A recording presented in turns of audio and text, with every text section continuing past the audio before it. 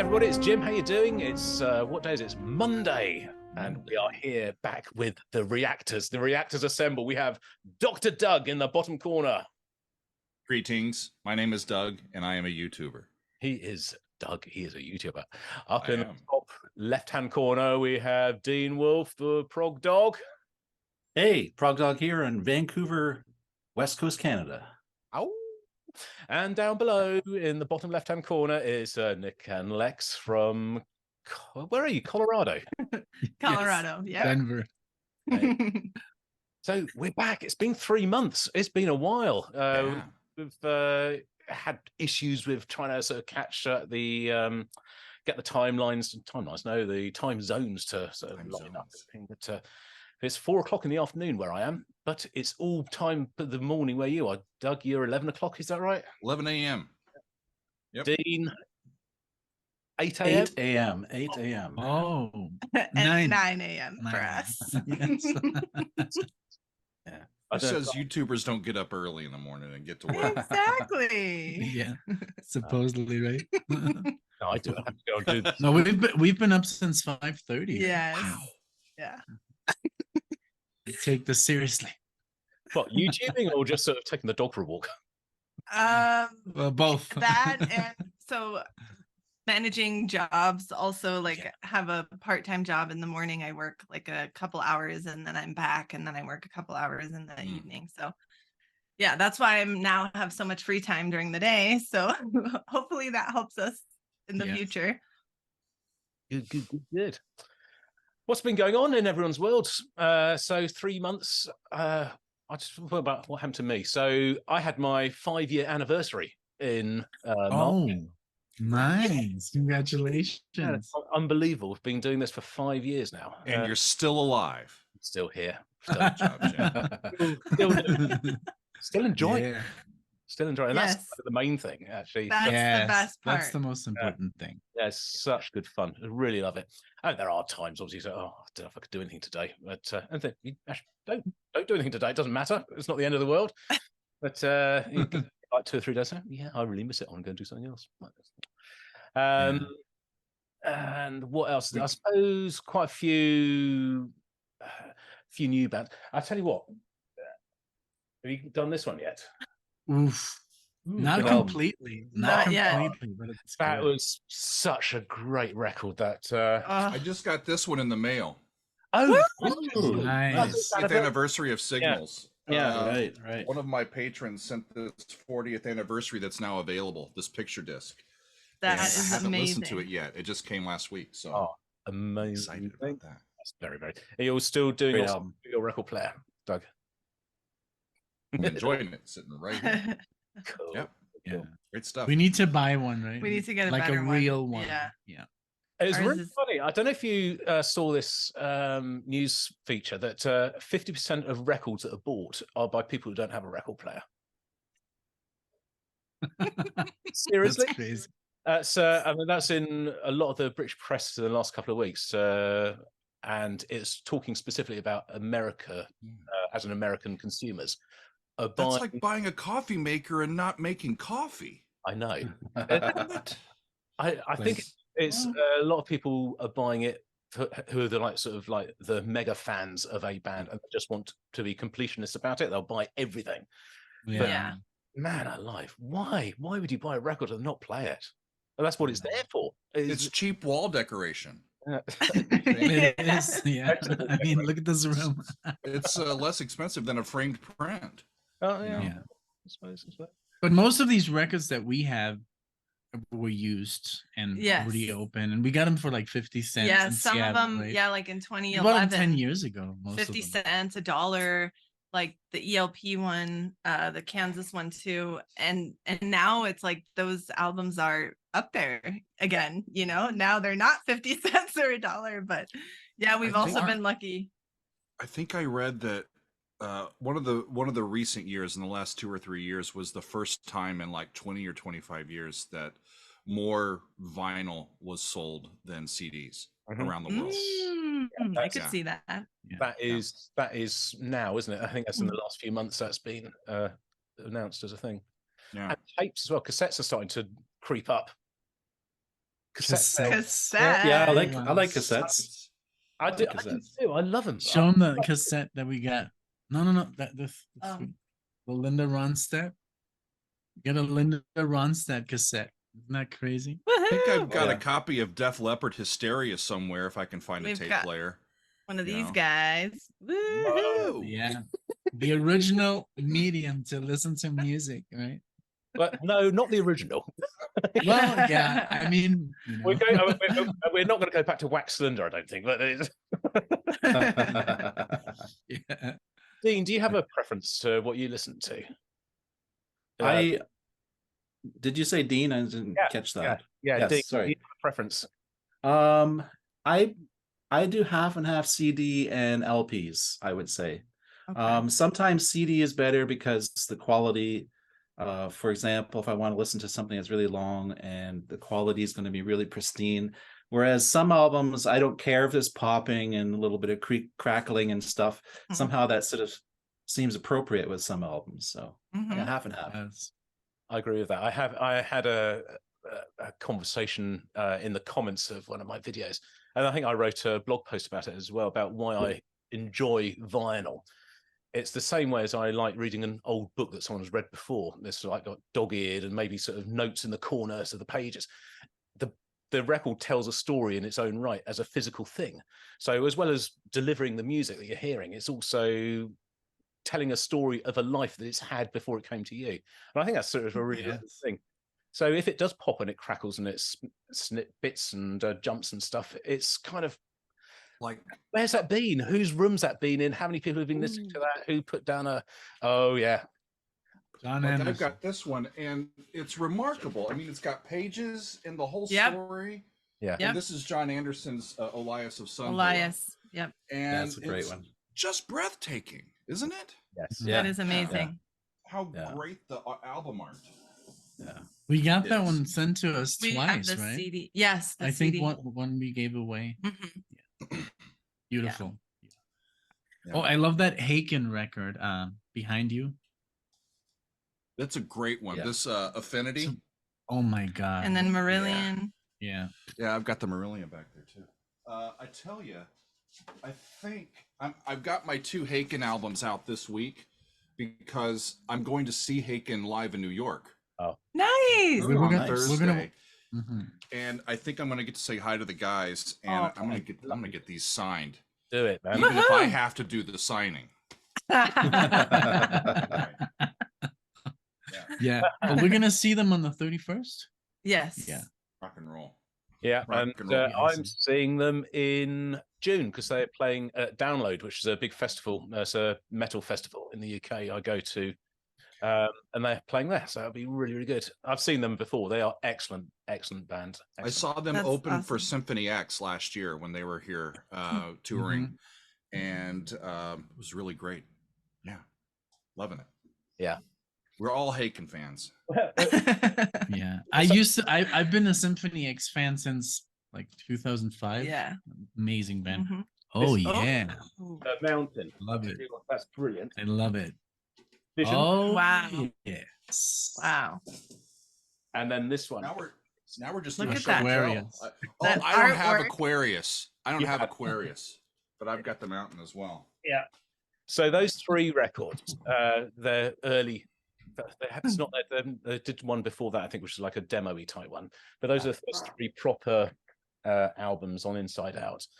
Are so good. They're so proggy. They've sort of got older and progressed evolved. They've become a much heavier band. But there's obviously lots of elements of heaviness in those records, but they are so leaning into the sort of the gentle giant sound and to Genesis and stuff like that. It's wonderful, absolutely wonderful.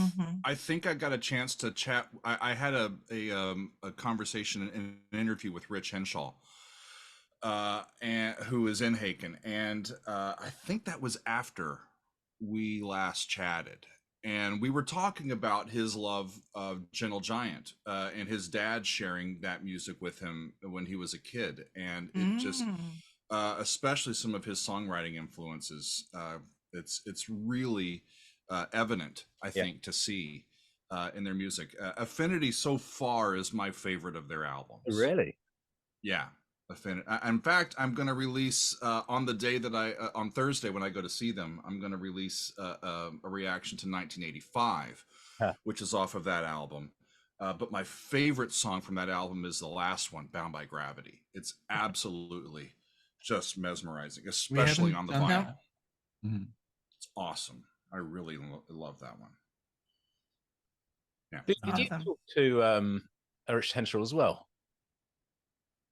I did. Yeah. Yeah, I talked to him. Yeah. I was actually going to bring that up. Like, that's kind of cool.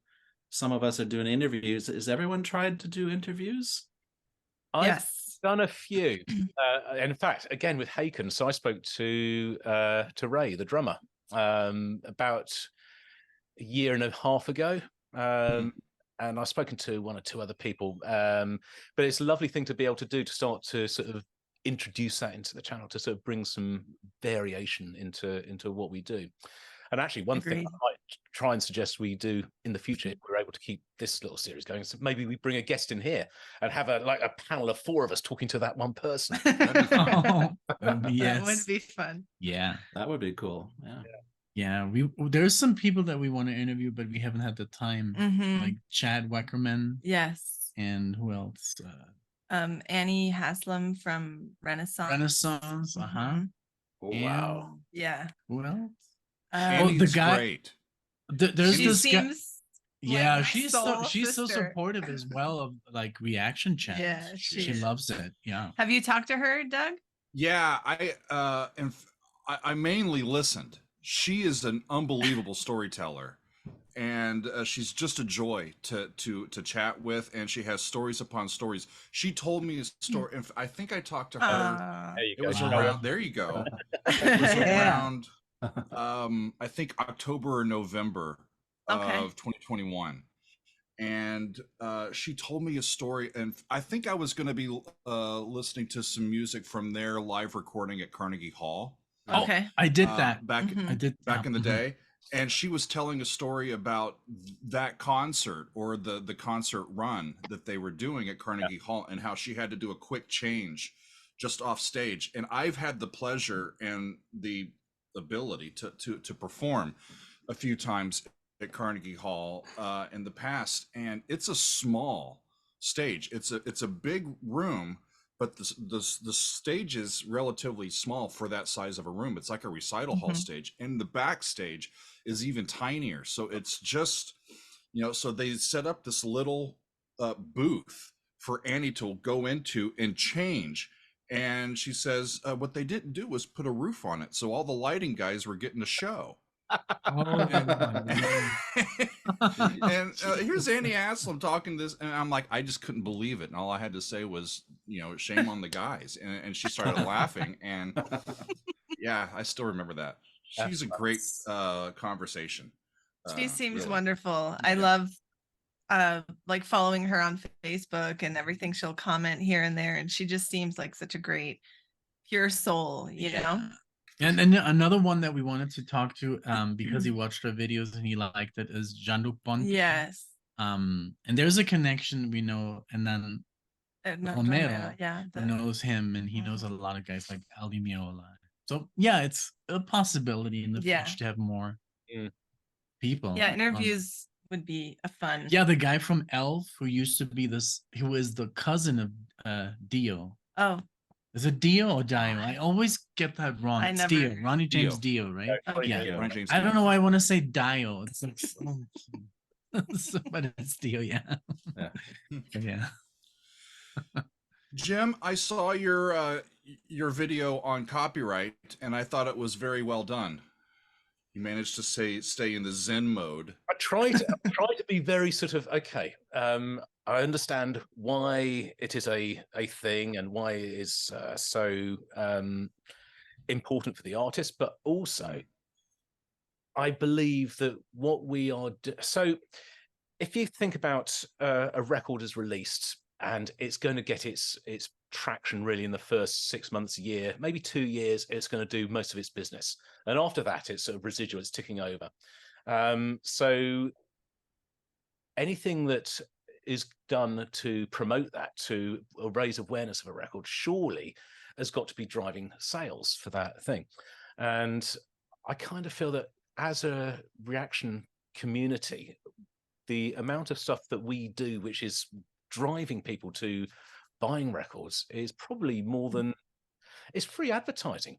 It really is. I mean, I wouldn't necessarily, I wouldn't argue about sort of, I don't want to have all of the monetization from that because I'm using someone else's content, but surely there should be a way that maybe it's split it at a half 50-50 because it's using their stuff, but we're actually adding to it. And yes. And talking about if there's an opportunity or a way to buy a license on YouTube that I could use music, I'd absolutely willingly. Yes. Oh yeah. I've looked at ways to be able to do that, and it just doesn't exist. You may not have seen this yet, Jim. I don't know, Dean and Nick and Lex, if y'all have, but have you seen the beta for the creator or the licensing stuff yet in the studio? No. I have it now. I wonder if I can. I don't want to share my screen. Do I want to share my screen? Close all the tabs. Close all the tabs. It's a bad idea. Yeah. Let me tend to my tabs here real quick. Open incognito. Yeah, actually, I think this is okay. I think. Can I share my screen? Oh, you've disabled screen sharing. Do we want to do this? No, let me just talk about it. Okay. Down, so on your dash, so you bring up your studio, and down the left-hand side, you've got all the different spots, your dashboard, your analytics, right. So down at the very bottom, it says Creator Music, and it's in beta right now, and I think it's only being rolled out for creators that are in the United States. And they're trying to do just this, Jim. They're trying to set up where there's a library where you can basically secure licenses to use music in a video. I've looked through it, and there's a lot of stuff that's set up where there's sharing, which is 50-50. Perfect. And there's stuff where here's a license. This music is free. You can use it if you want to. Most of that is like background stuff. Yeah. You know. And I've looked and typed in, you can do a search, is this song by this band available? And of course it's not, but the thing that's been helpful so far is I can see sometimes ahead of time if something is going to probably be blocked or not. Which is helpful. So I think that they're finally trying. That sounds good. But I think it's going to be a long time before any of the real music that I think that we'd want to share with our followers becomes available with a license like this. I've seen licenses, some are free, some are $5, some are $25. There's some that are like, here for $1,000 you can use this song. But if I think over the life of a video that I might make $4 or $5 grand off of it, then maybe I do that. I don't know. Yeah, that's true. That's very true, because we're used to not having our videos monetized at all. So who knows, a video that has 300,000 views, if it was monetized, how much we would be making from that. But I think the sharing feature is very fair, like you said, Jim, because yes, we are getting our videos viewed because of the artist. People are typing in Pink Floyd or XYZ, whatever, and then we come up. However, we are transforming the content with our thoughts and our ideas. It's not a replacement of listening to the song. No one who wants to listen Very to true. Numb by Pink Floyd wants to, if that's what they want to listen to, they don't want to type in reaction to Pink Floyd. No. They Comfortably Numb by Pink Floyd or David Gilmour, so they won't. If they want to see a reaction, they will type in Comfortably Numb reaction, and that is what that is the content that we are producing. So it's for sure, exactly different. It's a different thing, and I think some labels are really good with that. I think Inside Out. I don't know if you. Yes, they're great. Is generally fine. I think if you're sensible about it, I think this is something I've discovered by doing albums, is that if you have more than three can get away with maybe 4 or 5 songs back to back, you're more likely to be blocked. So if you can split it up into 3-4 videos, chances are that it will get through. And I think that's because, again, it's to do with monetization.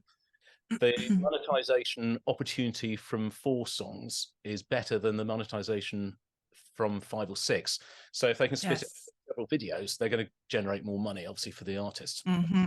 Yep, that makes sense. Yeah, that's why they do that. But it kills the flow a little bit sometimes. It does. Yeah. We hate doing it, but we're like, it's worth it because, you know, like Brad and Lex just got 2 copyright strikes back to back. It's also the and Eagle. that's like, both for Hotel California, the Eagles. However, it's still scary because I recorded the solo of Hotel California, and I did my own backing track, my own. It was note for note, so I guess I don't know, the algorithm must have thought it's the right, but it got blocked and copyright strike. But that was on an older channel. Yes. And it was like, wow. And then do you guys know that amazing bass player who does all the tapping, and he plays like, what's his name? I saw this. I don't know his name either. They took it down. He made like literally a version with tapping and sliding and instrumental version of Hotel California, and he got a copyright strike, and the video was taken down, and he had millions of views, and it's like, I can't believe it. You know. Yeah, I saw a video. Just by humming the melody, I guess we would get a copyright strike. Yeah. I saw a video with one of the guys from the Eagles, and he was just so angered by anyone who would use their music on YouTube. He really has no idea what Don Henley. Yeah. Not throwing out any names, but like we're stealing their money. No, they're making millions of this. Because he expects the fans to just, he says, at a fair market value, I want them to purchase music at a fair market value. Well, I'm sorry, but that doesn't But they have done so in 1977 and in 1987 and 1997. And he releases it the best of every year, and everybody buys it, and I guess he doesn't like this free advertisement. I don't know. I name checked Don myself in my latest copyright rant. I try not to do those very often because I don't want to like that be a focal point of the channel. But I had something happen a week ago Friday, I think. I had reacted to Quadrophenia from The Who. And double album on my Patreon, and I split it up into sides 1 and 2 and sides 3 and 4 for YouTube, and uploaded them, and just thought I'll wait until I can get everything cleared up, and then I'll release them at some point. And all of sides 1 and 2 got blocked. All of sides 3 and 4 didn't. That's weird. From the same album. Didn't we do that? Didn't we do that album? Yeah, we did. And what happened? And so, it got blocked. Sides 1 and 2 remain blocked, so I didn't put them out. Sides 3 and 4 were sitting there for like a month and a half. So I'm like, all right, fine, I'll release that and tell people if they want to see the whole thing that they can go to the Patreon. I scheduled it. I released it on a Friday, and then I was doing other stuff. My friend John called me like 30 minutes later and said, "What's up with our video?" I said, "I don't know what you're talking about." And he says, "There's only 30 views." And this was after 30 minutes or an hour, and that's rare for our channel. Of course. And I looked at it, and it had gone live, and it had reblocked itself. Wow. It was sitting there for over a month, unblocked and ready to go. And so the reason why I went live was I was like, the coding that YouTube is doing to show us what's available, I think it was blocked all the time, but for some reason it was just showing me something that wasn't accurate, which was a different kind of thing. People said, just wait and let it go. I'm like, that's what I did. And it said it was unlisted and not blocked and ready to go. But apparently it was. So that happened to me as well. Yeah. You have a video there, and it says private, and you're like, okay, I guess I'm good to go. You release it, and once you release it, boom, it gets blocked after like 30, 40 views. Because YouTube is kind of like saying, okay, what's this? But it's like, that was with Black Sabbath. They unfortunately also block a lot. Yeah. Yeah. Well, I did a Black Sabbath recently, and you record it, you edit it, you upload it, block. You wait a couple weeks, unblock.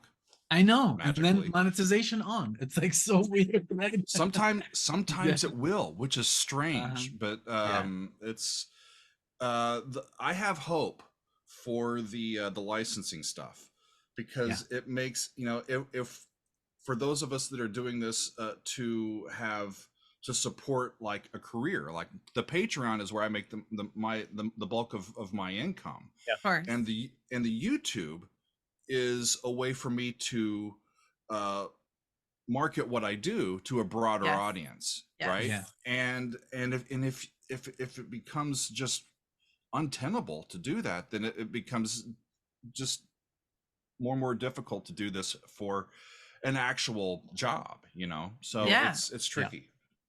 Absolutely. Tricky. That's why I was so scared for Brad and Lex, because I know that's their full-time gig and they just had a baby and then having 2 strikes. Imagine just like living on the edge, every day, like if I get another one.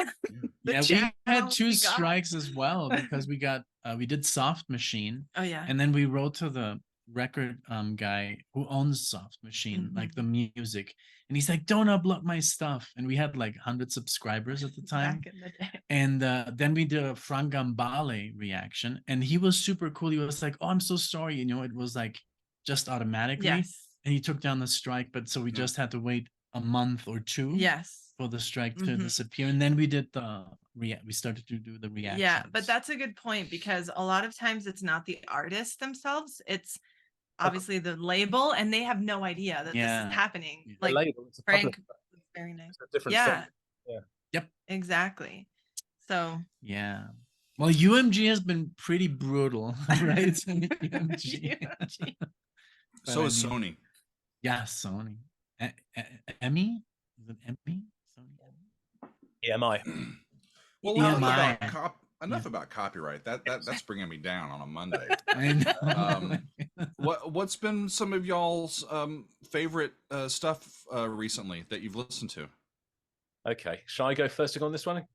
Go for it, Jim. High Ren by Ren. Oh, that amazing. was amazing. Absolutely Amazing. staggering. Have we all seen that? Yeah. Yes.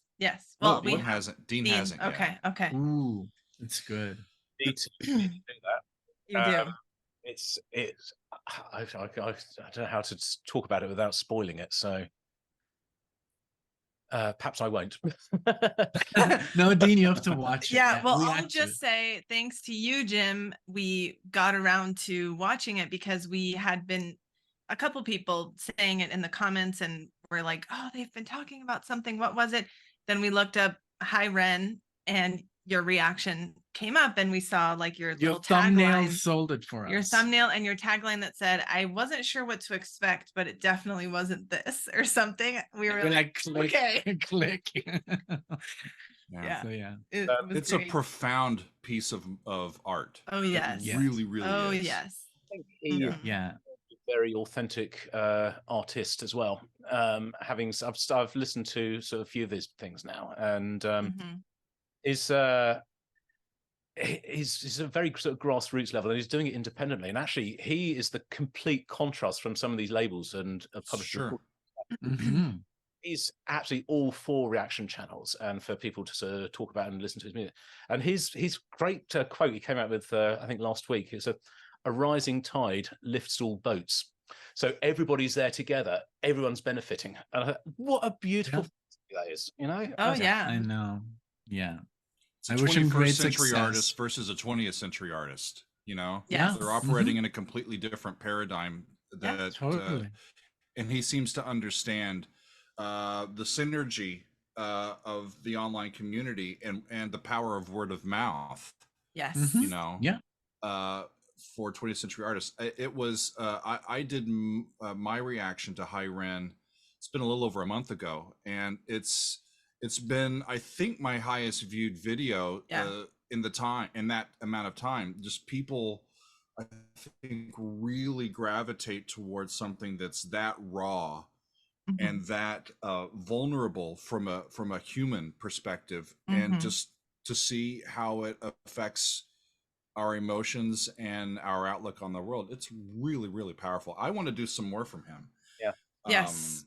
because I'm really curious to see what else that he has to say. Quite frankly, what it sort of cements in my mind is that art is absolutely authentic and genuine, no matter how it's presented, what the medium is you present it with. If you've got something to say and you've got something profound to say, it doesn't matter how you say it; it still is presented in a fantastic way. Yeah. So, Yes. So it's not the music I would ever normally have sort of probably listened to. I don't think I'd have. I know, yeah. And all of a sudden, so this is so important and powerful. I really want to listen to more of this because it's exceptional stuff. How about you, Dean? What have you heard recently that sticks out in your mind? Well, it's funny you mentioned that because I've been in the last 9 days. I've been on a YouTube holiday where I still watch YouTube, but I haven't been minding my channel at all, which is unusual. I'm pretty consistent, but I just feel once in a while this need to completely take a break, just forget about anything to do with the channel, just not even pick up my laptop for several days, and so but just previous to that, I did a couple of interviews with bands. We were talking about interviews, and we've talked to someone from Haken, of course, Richard Henschel or whatever, but I also like up and coming bands that are like, really micro scale, and discovering these artists, like Dar Sombra was one, and what did they just Dream Machine is a married couple from Tennessee or in LA, cool. And they're kind of doing proggy, kind of retro-y. They're recording all analog equipment, and it sounds like it's straight out of the 70s. It's awesome stuff. Yeah. Cool. Yeah. That sounds great. What was the name of them again? Dream Machine, wasn't it? Dream Machine, not the Dream Machine. They're an illegal problem right now with that. Someone else had the Dream Machine, and they're very clear they have to call themselves Dream Machine, or else there's an issue legally. Yeah, guys, check out the band Scapeland Wish. We did a reaction, and it was amazing. It's from the 2000s, early 2000s, but it's very jazz fusion, but proggy. It has a little bit of everything. It's a great album. They have 2 albums, right? Yes, it's also like a smaller, very small. Yeah, project. But they're on Prog Archives, and I think you would like it. It's instrumental, but it has a little bit of singing. Yes. It sounded like Enchant meets Marillion meets, I don't know, Dream like Theater, IQ. Yeah. Very cool. Very cool. But we were recently impressed by, we did a reaction to Queen, the Millionaire Waltz. That was cool. From the A Day at the Races album. And we did this because someone suggested this and said, this is Queen in their proggier days. And we're like, sure, whatever that means. And it was surprisingly. Have you guys heard anything from that album or anything? Nope. At the Races. No? I think I have, but I don't remember. It's really good. I can't remember. Which one's Bohemian Rhapsody? Is that Night at the Opera? Yes. Yes. Pretty sure. I know Night at the Opera a bit. But... Yeah. A Day at the Races has Tie Your Mother Down, Somebody to Love, and Good Old Fashioned Lover Boy. So those are like the one that made it to the greatest hits. The ones with like billions of views on Spotify. But the Millionaire Waltz is like, it has neoclassical elements. It's a little bit on the heavier side. It had some really like nice like power chords there, like fifths and stuff. So yeah, check it out. Have y'all seen my Queen jacket, by the way? No. I might have to get up and leave and come back with it. I had one of my patrons send me a leather yellow Freddie Mercury jacket. Oh my god! There's Please do us. Yeah, we'll be right here. Put it on, do a dance. I'll come. I'll be right back. But what happened was this lovely lady who is a patron of mine loves Queen. Absolutely, like whenever I do a Queen reaction, I'm like, okay, which one am I doing next? And I go to one person, and like, and she handles like my Queen stuff. And she apparently wrote to my wife like privately and said, "What's Doug's jacket size?" And Megan didn't tell me. So yeah, y'all talk amongst yourselves. I will be back in 90 seconds. I got to show you this. Okay. Yeah. Yeah, we've gotten some cool shirts too, right? Yeah. Like Joni Mitchell. I got a Linda Ronstadt one Michael too. McDonald, right? Linda Ronstadt. I've got some more Steely Dan shirts. Iron Maiden. What else? Metallica. Yeah, a lot of very, very good ones. Yeah, but yeah, we're so lucky. Are you guys like interested in anything heavily right now? Just like outside of the channel, as far as music goes, what are you listening to outside of it, the channel? I don't know really. I'm heavily into. I've always been into Iron Maiden, but I'm sort of really sort of going back and making sure I've got and listened to everything at the minute. I'm just really going back through sort of. Oh my lord! Yeah. Wow. That's amazing, man. That is so cool. My goodness, that is amazing. Wow. Isn't that awesome? Something amazing. Nice. Yeah. Very nice. Yeah. Yeah. Awesome. I did Somebody to Love. It doesn't look right with this shirt on. I need like a white undershirt. Like no shirt at all. Like, and chest hair. Just no shirt and chest This hair. is a family show. Okay. But yeah, I so if you want to look at my reaction to Somebody to Love, I wore this. It's right. Real leather. It's amazing. It's really awesome. Cool. Yeah. It's amazing what people will send in the post, isn't it? I know. Lovely. It really is. For sure. I've only gotten records. I've never gotten anything else. Just, I don't know, maybe 10 or 15 records. That's over the years. That's about it. So yeah. This is by far, I think, and the most like odd, not odd, but just like unique, expensive, expensive, piece of apparel that I've received. So yeah. Well, someone. I'll go ahead. I was gonna say, I think the biggest thing we've gotten is the banjo. Right there. The banjo. That was unexpected. Wow. And then, but they also send us like a piece of floor from the studio where Rush recorded 2112. Yeah, Lay Studio. Cool. So basically, and it had like a certificate that it's from the studio, and then also that watch that you can't see, it's out of focus. It's also from the studio, and what else? And I think a ticket from 1975 to a Rush concert. That's one of my favorite things we've ever got. That's insane, but people let go. It's like, wow. Like he kept it so perfectly in like this wallet with the pin. You know how you used to go to concerts and they'd give you a pin. And so he put the pin and the ticket there and just said, okay, it's time to hand off the torch. I was like, well, talking about the good stuff we've heard lately, one thing that I heard recently that I had never heard was In Hell 'Twas an I from Procol Harum. I had never heard that. And it was like proto prog from the late 60s. It was really cool. And I got on that. It had been on my list for a long time, but I had listened to Robin Trower's Bridge of Sighs, which I had also never heard. That's and amazing. Robin played guitar on that track, In Hell 'Twas an I.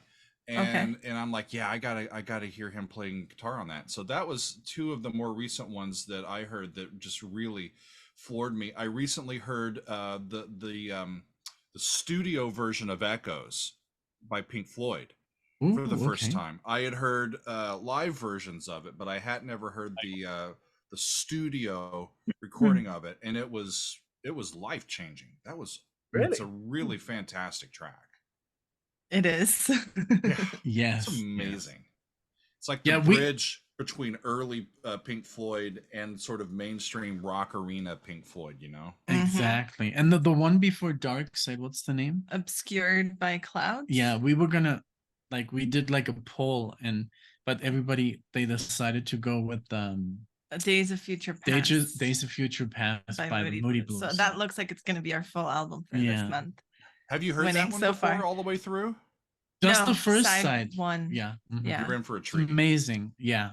Can't wait. I'm excited about that one. But I think we should also do the Obscured by Clouds because I want to know what Dark Side of the Moon was before Dark Side of the Moon. I mean, just a year before they released that album. So it must have some kind of like pre, Yeah. Receptions? Yes. Yeah. I bought a record. Dark Side had its 50th anniversary, didn't it? Just in the last few months.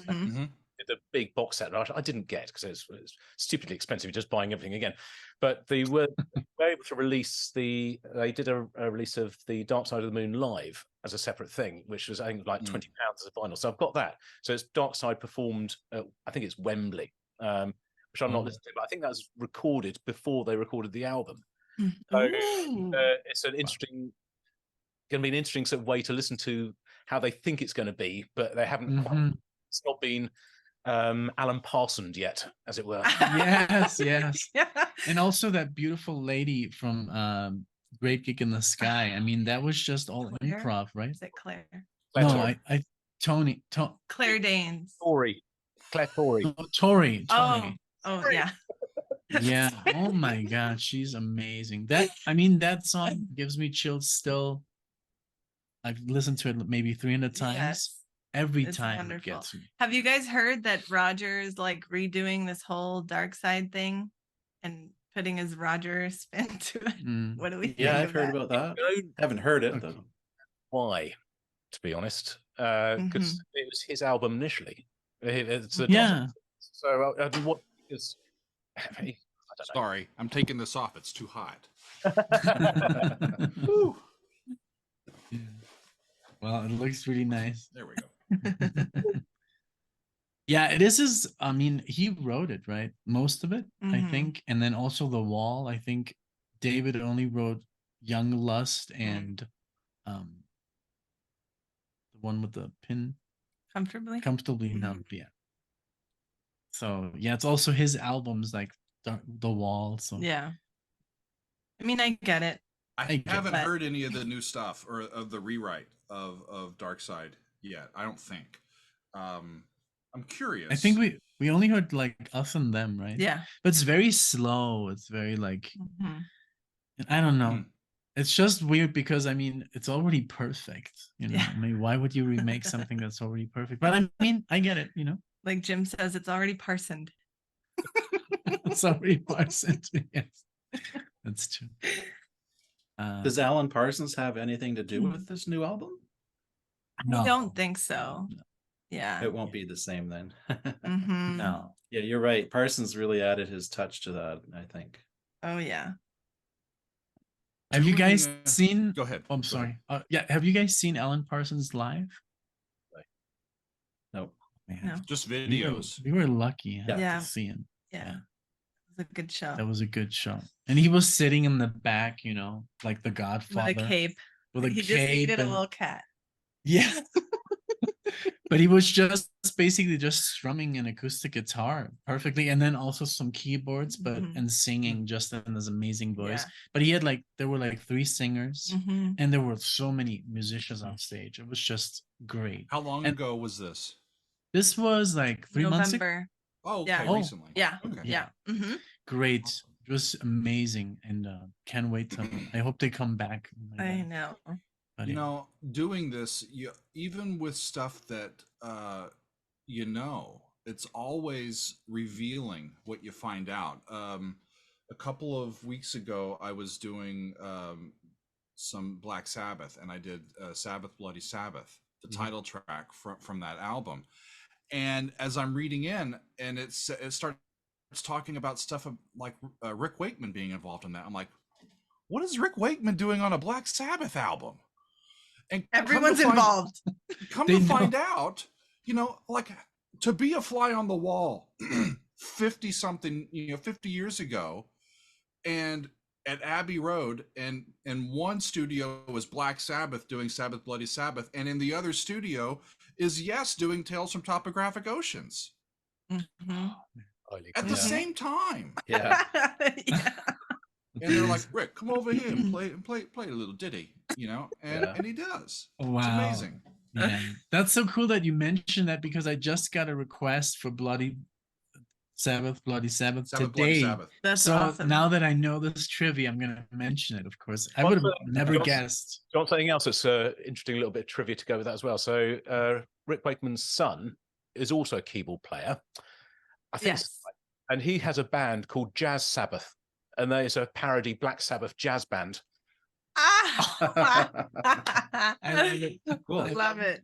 That's awesome. So cool. But it is crazy that so many musicians are involved with each other, you know, like, oh, it's this guitar player doing solo on this song. Like everyone was just always involved with everyone. Each other, yeah. Which is, I mean, all the projects like Bill Bruford was on. It's like insane. Yeah. He's everywhere. You know, like UK, yes, and then with Alan Holdsworth and my lord. There's a TV series. I think it might even be on YouTube now, but it's called Rock Family Trees, where you can start with a band, and it's sort of like all the people in the band, where they've gone to and who they've played with, and then bands. So it's really a family tree, but it's sort of rock bands. So you start at the top. Say you start with Led Zeppelin, and you go down from there, or you may start with Black Sabbath, and you go down from there. Or the Beatles. Oh, that's a crazy one. Or all these other bands. So they did this about 8 different episodes, starting with a different band, and sort of how that's all filtered down right through to sort of like modern day, and how players have worked with other players and then taught them, and it's really, really interesting, and it is absolutely, it's amazing, absolutely interconnected. Yeah. But so much of it comes from where you are there, Jim, in the UK. A lot of I can't take any responsibility for that. You're on our island. You're on our island. There is no escape. I am very, very fortunate to. I am very proud of the heritage that this country, or this country, has produced. The bands. Speaking of heritage, what was it like over the weekend? The big, you guys had a big party over the weekend, right? There was something going on, wasn't there? What was that? Okay, well, I guess now is a good time to say I did get a lot of happy Cinco de Mayo comments, but in Mexico, we really don't celebrate Cinco de Mayo at all. It's has no meaning whatsoever to us. Because the Independence Day, which a lot of people think Cinco de Mayo is actually September 16th. So Cinco de Mayo's, there's even like memes everywhere. Like, why don't we have school today? I don't know. But either way, we did celebrate. It was my sister's birthday, so we actually went to a skating rink. So it's called Skate City, and it was a lot of fun. I had all my birthday parties there as a kid growing up, and now seeing my little sister having her birthday party there was very sweet, and skating and not falling, thankfully. I did fall. It fell really bad, which is very bad for the hands. But Jim, y'all had the coronation, right? And I've got a whole bunch of high Anglican like music friends. Right. From my music days. Like composition stuff, and they were just all giddy, like into it, like music nerds. With, are they going to do the Vivots? Are they going to do Zadok the Priest, the coronation anthem? What are they going to do? And I'm like, y'all, just watch it later. It's going to be fine. By all accounts, the music was glorious, and I haven't had a chance to see it yet. I didn't see live. The main section, we went to soft play with our little boy because he didn't want to do it, so we were sort of bouncing around in a soft play center for the morning. But we got back, and in the afternoon it was the bit when we went back to the Buckingham Palace, and doing the national anthem, and they would do the hip hip hooray and throwing the hats in the air, and our little kid, yay, sort of getting involved in that bit. So really, I've seen highlights, but it kind of. And I'm not being unpatriotic, and it's not that it doesn't mean anything, but it's kind of, there was other stuff to be doing at the same time. Sure. So, yeah. It's a big thing, and it's been pretty much sort of wall-to-wall news coverage for 3 days. I think might be slowing down today, but there was a big concert last night as well at Windsor Castle. So a little bit sort of. I don't know. It's sort of kind of just sort of pop music, and it was a bit sort of not really sort of. Had Steve Winwood on there. He did a little bit, but it was just for sort of like 3 or 4 minutes with his 80s song. I can't remember what it was called. the really famous song that he had in the 80s. But the rest Higher of Love. Yes, that's it. Yeah. Well done. Good music. Thank you. Well, let's see if the king can fix the potholes finally. Do you know about the potholes? Well, there's always potholes, right? There are potholes aplenty. Yes, for sure. Yeah. I don't have too much longer, friends. I got another appointment, but is there anything else that we wanted to chat about before we adjourn for the day? I do. I wanted to ask you guys about shorts, because apparently the new CEO of YouTube is talking about, oh, we're pushing shorts and shorts. What do you guys think about shorts? Good question. I prefer pants. I'm kidding. I've done a few. The last time that I got to chat with Jordan Rudis, I had asked him a couple questions, so I broke up a few things there. I'm thinking I haven't had a chance to like prepare shorts from longer videos. But little question and answer things I think would work. I've done a couple where I just like kind of announce what I'm doing that week, or I announce like, hey, tune in later. It's almost like an Instagram reel. Yeah. You know? Yes. Yeah. You know, here's something that's 40 or 45 seconds long, and you know, so I haven't really delved into that too much. What about y'all? So I've played with a couple, only really in the last few weeks, because like you're saying, Dean, it seems like that it seems to be they've been pushing really hard to do shorts. I thought, well, I don't do any, but I have a go at doing a couple. So I tried a 60-second review of Brave by Marillion. Oh, so that was brave. Yeah.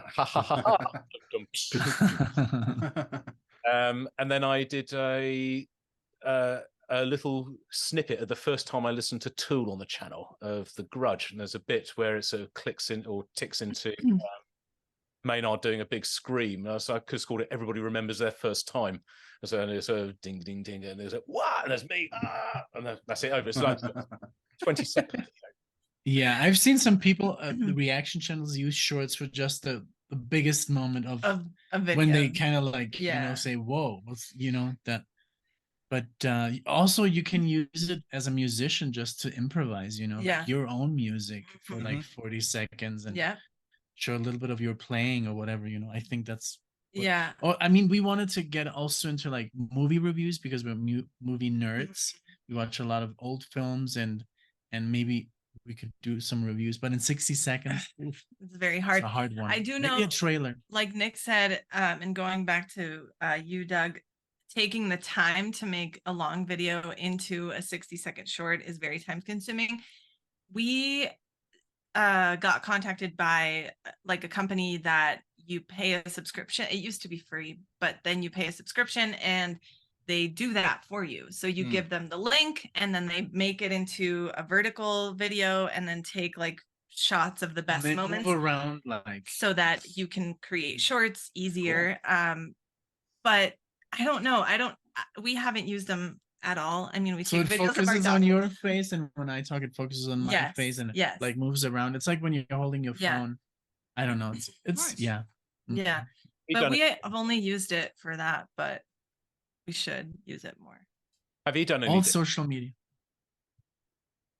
Dean, you were asking the question about shorts. Have you done any? Yeah, I have done a few, but I after doing a whole handful of them, I just wondered, you know what? I don't know. What's the point? Why am I doing this exactly? To me, it seems a little bit like a TV commercial, like a little, you know, a 30-second spot. And it has picked up a few subs, but I don't know. I'm still, the jury's out, as they say. Yeah. Yeah. But the 60-second reviews, that's a kind of cool idea. I never thought of that, doing something like that. That's an interesting concept. Are you suffering from music fatigue? Try Prog Dog Media. That was pretty good.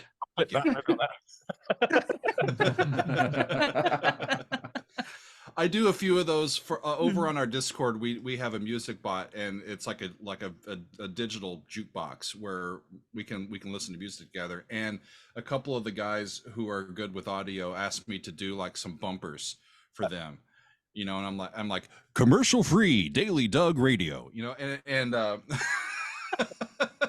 It's fun. It's fun to do that stuff. You know, we just have a good time listening to stuff together. Love it. Cool. Well, thank you so much, Jim, for putting this together. Thank you guys as well. For coming. Hey. Hey, of course. And we'll see if we can get some new victims next time. Yeah, maybe let's do it more often if we have the time. Yes, that would be cool. That would be wonderful. Because there's a lot to talk about always. So yeah, for sure.